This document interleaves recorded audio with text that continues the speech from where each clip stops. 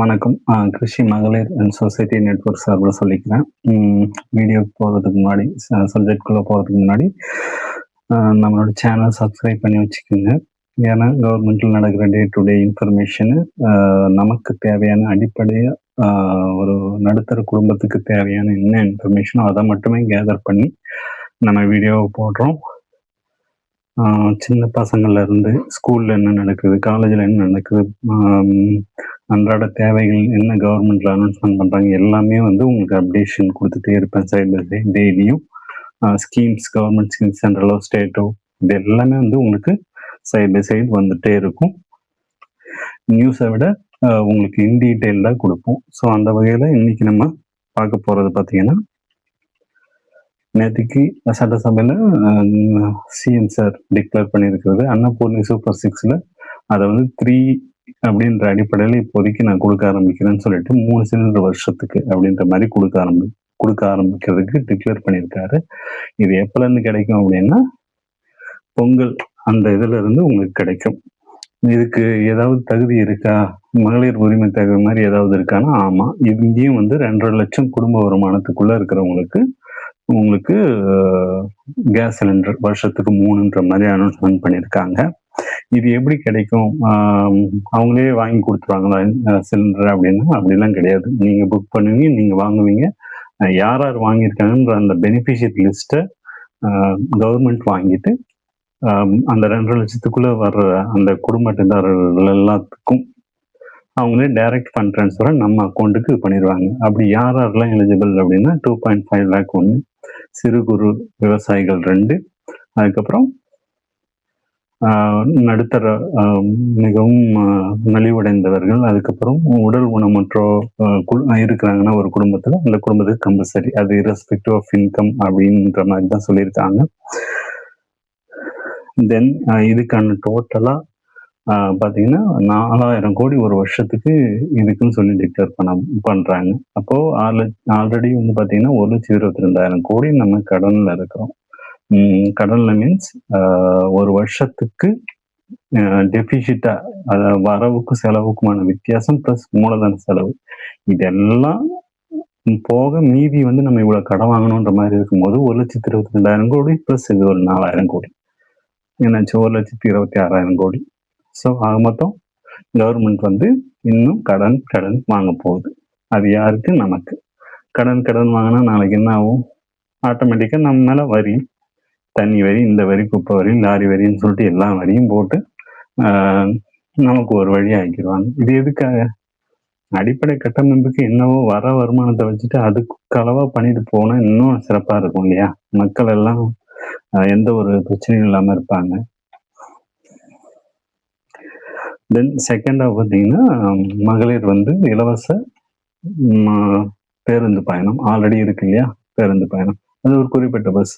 இப்போ என்ன பண்ணுறாங்க,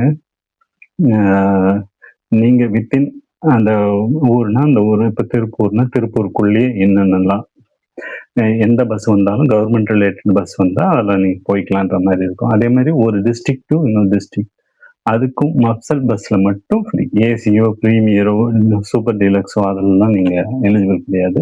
மப்சல் பஸ் சாதாரணமாக அது ஓகே. அப்போ நான் ஒரு எடுத்துக்காட்டு, ஒரு இதை தான் நியூஸில் சொல்கிறாங்களே அதனால நீ பெருசாக சொல்கிற அப்படின்னு.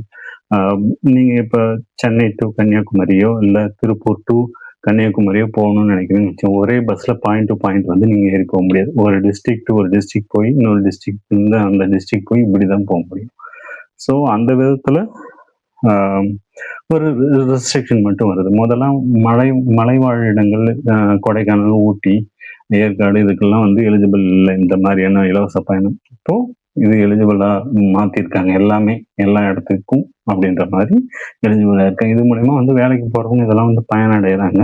அது வேறு விஷயம். ஆனால் கவர்மெண்ட்டுக்கு இது மூலமா என்ன லாஸ் அப்படின்னா 6,000 கோடி லாஸ். அப்போ ஆல்ரெடி சூப்பர் 6 இருக்கு இல்லையா, கேஸ், அது 4,000 கோடி ப்ளஸ் இது ஒரு 6,000 கோடி, 10,000 கோடி இங்கே காலி. அப்போ 1,32,000 கோடி இந்த வருஷத்துக்கு மட்டும் அவங்க கடன் வாங்கணும். ஆல்ரெடி அவங்க எஸ்டிமேட் பண்ணிட்டாங்க 1,72,000 கோடி நான் கடன் வாங்க போகிறோம் இந்த வருஷம் அப்படின்னு சொல்லிட்டு. நம்ம வந்து ஈஸியாக விமர்சனம் பண்ணுறோம், நிறைய ஃப்ரீ ஃபீஸ் கொடுத்துட்டு டிக்ளேர் பண்ணிட்டு வந்துட்டோம். அது நிறைவேத்தி ஆகணும் அப்படின்லாம் இல்லாம, ஒரு வோட்டிங் மாரி வச்சு, நான் இத பண்ணணுமா? இதுல இத பண்ணணுமான்ற மாரி ஒரு அடிப்படை கட்டமைப்ப நோக்கி இது பண்ணலாம். ஒரு ஹாஸ்பிட்டல்ல வந்து தேவையான வசதிகள் இல்ல. அ நெறைய பேர் வந்து பிரெக்னன்சி லேடீஸ்லாம் வந்து அங்க வர்றதுக்கே பயப்படுறாங்க. ஏன்னா, எங்க உயிருக்கு ஆபத்தோ அப்படின்னு சொல்லிட்டு. அ இந்த மாரி நேரத்துல தாய்மாமன் தங்க மோதிரம்னு சொல்லிட்டு நீங்க இது பண்றீங்க. அப்போ ஆட்டோமேட்டிக்கா என்ன ஆகும்? ஆம் அ ஃபேமிலில இருக்கிறவங்கலாம் வந்து, "நீ எதுக்கு அங்க போற? கவர்மெண்ட் ஹாஸ்பிட்டலே போ. உனக்கு மோதரம் கிடைக்குதுல்லன்னு" சொல்லி ஒரு ஆசைய ஏற்படுத்தி, உயிரோட விளையாடுற மாரி இருக்கு. ஏன்னா கவர்மெண்ட் ஹாஸ்பிட்டலோடைய எஃபிஷியன்சி அ மோர்டாலிட்டி ரேட்ன்னு சொல்லுவாங்க இல்லையா?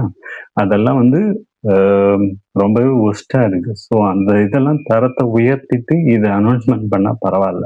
1 செகண்ட் வந்து பிரைவேட்ல இது பண்றவங்களுக்கு வந்து ஒரு சீலிங் வச்சு அத இது பண்ணலாம். இப்ப எப்படி நீங்க சூப்பர் 6 அன்னலட்சுமி சூப்பர் 6 வந்து 3 இது பண்ணிட்டு 2.5 லேக் சீலிங் இது பண்றீங்க. அந்த மாரி அ பணக்காரங்கள், ஏழைன்ற மாரி பிரிச்சு தங்க மோதிரம் குடுங்க. அத விட்டுட்டு எல்லாத்தையும் என்கரேஜ் பண்ணி இங்க கவர்மெண்ட்டுக்கு வர சொல்றீங்க. அவங்களுடைய அந்த பார்த்துக்கிற விஷயங்கள்லாம் வந்து பார்த்தீங்கன்னா, ஒரு சில சமயத்துல குறை மாசத்துல இருக்கிறவங்க, பிறக்கிற குழந்தைங்க இதுக்கெல்லாம் வந்து சீரியஸ்னஸ் கருதி நீங்க பேசாம பிரைவேட்டுக்கு போயிருங்கன்னு சொல்றாங்க.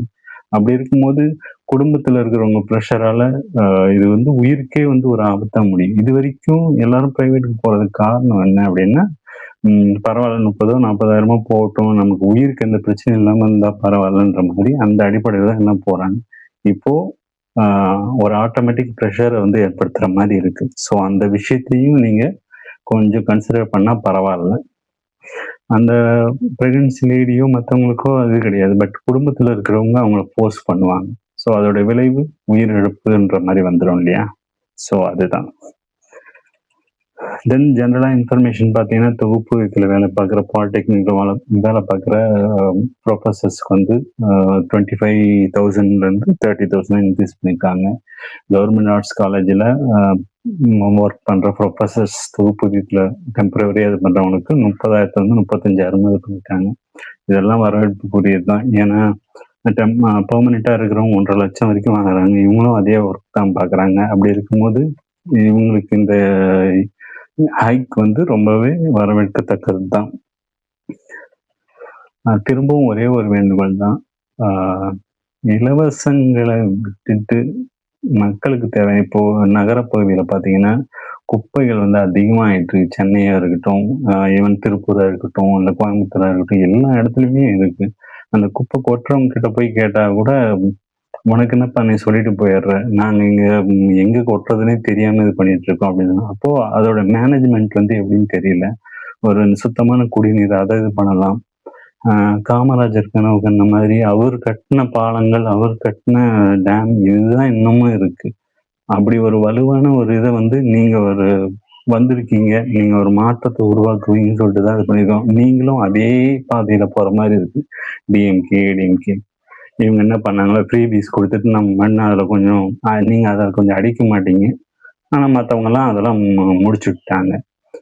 மாற்றம் வேணும்னு சொல்லி உங்களுக்கு இது பண்ணியிருக்கோம். நீங்க இன்ஃப்ராஸ்ட்ரக்சர்ல கவனம் செலுத்தி, மக்களுடைய வாழ்க்கைக்கு தேவையான விஷயங்கள எடுத்துட்டு வாங்க.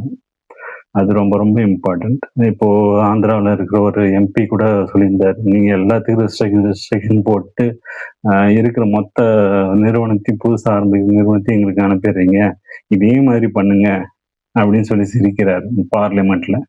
ஸோ நமக்கு தேவையான அடிப்படை கட்டமைப்பை ஏற்படுத்தி, வேலைவாய்ப்பு பெருகி, அவங்க கைய ஊனி கண்ண முடிக்கிற மாதிரியான ஒரு சூழ்நிலையை ஏற்படுத்துங்க. அது போதும்.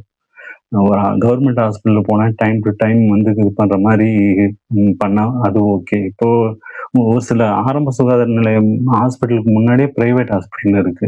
அங்க குழந்தைகள்லாம் வந்து நெறைய வந்து பார்த்துட்டு போறாங்க. ஒரு குறிப்பிட்ட டைமுக்கு தான் வந்து ஹாஸ்பிட்டல்ல வந்து பார்க்க முடியுன்ற மாரி இருக்கு. இந்த ரெஸ்ட்ரிக்ஷன்லாம் இது பண்ணிட்டு, குழந்தைகள்லாம் அதிகமா வந்து பிரைவேட் ஹாஸ்பிட்டல் தான் கூட்டு போறாங்க. எதுக்கு கவர்மெண்ட் ஹாஸ்பிட்டல் கூட்டு போய் தேவையில்லாம தடுப்பூசி இத போட்டு, அத போட்டு, அம் அவ்ளோ ஒரு இதா இருக்கு. ஸோ அந்த அடிப்படை கட்டமைப்புகள முதல்ல சரி பண்ணுங்க. நீங்க சர்க்கார் படத்துல சொல்ட்டீங்க, இலவசத்துக்கு எதிரானவன்னு சொல்லிட்டு. இப்ப என்ன பண்ணிட்டு இருக்கோம்? ஸோ இதெல்லாம் தான் இது இது வந்து ஒரு பாமரனோட இது. முதல்ல குடிக்க கூழ், அதுக்கப்புறம் தான் குப்பளிக்க பண்ணிரணும்னு இல்லையா? அந்த மாரி விஷயத்த முதல்ல இது பண்ணீங்கன்னா ரொம்பவே நல்லா இருக்கும். இப்பவும் நீங்க உங்களோட சீர்திருத்தம் எல்லாமே நல்லா இருக்கு. ஊழல் எல்லாத்துக்கும் எதிரா இருக்கிறீங்க. ஆனா அந்த ஃப்ரீபீஸ கட் பண்ணிட்டு தேவையான விஷயங்கள் இது பண்ணீங்கன்னா இன்னும் நல்லா இருக்கும். அனைவருக்கும் நன்றி.